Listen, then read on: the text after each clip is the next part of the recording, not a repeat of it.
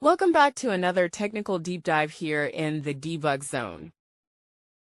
Today we're tackling a big question and breaking it down with insights from other users.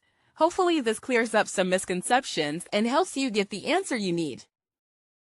So buckle up, stay a little curious, and let's jump right in.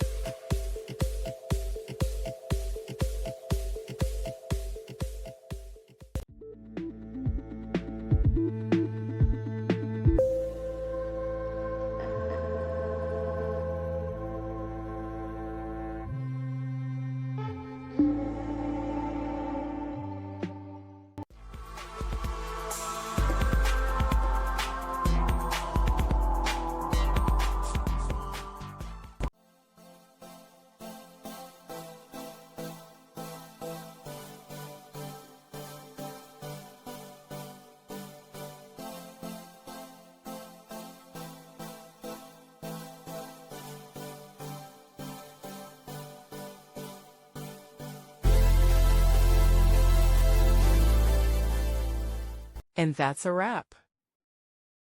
I hope you found the answer you were looking for. If you did, take a second to hit that subscribe button. It really helps out.